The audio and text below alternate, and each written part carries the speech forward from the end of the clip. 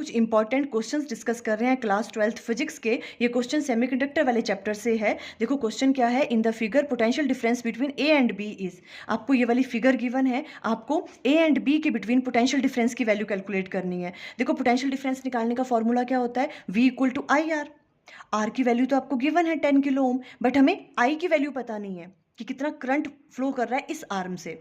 तो सबसे पहले हम क्या करेंगे, टोटल करंट की वैल्यू कैलकुलेट करेंगे यहाँ से। तो आई टोटल कैसे निकालेंगे, देखो V divided by R equivalent. V की वैल्यू आपको गिवन है और आर इक्विवेलेंट कैसे निकल जाएगा, इन सब रेजिस्टेंस का हम इक्विवेलेंट रेजिस्टेंस फाइंड आउट करेंगे।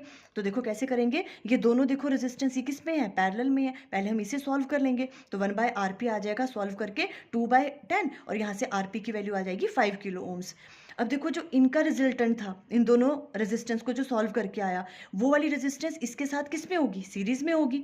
तो आर इक्विवेलेंट क्या आ जाएगा, 10 किलो ओम्स प्लस जो इनको सॉल्व करके आया वो कितना है, 5 किलो ओम, है ना। तो आर इक्विवेलेंट की वैल्यू क्या आ गई, बिकॉज ये दोनों सीरीज में होंगे, तो 10 + 5 सिंपली 15 किलो ओम्स आ गई।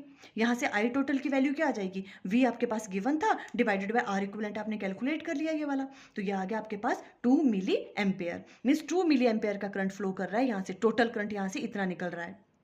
अब देखो हमें तो चाहिए कि यहाँ से कितना करंट फ्लो कर रहा है ना। तो देखो 2 मिली एम्पेयर का करंट यहाँ आया, कुछ करंट यहाँ जाएगा, कुछ करंट यहाँ जाएगा। तो देखो इस वाले क्वेश्चन में आपको ये वाली रेजिस्टेंस और ये वाली रेजिस्टेंस सेम गिवन है।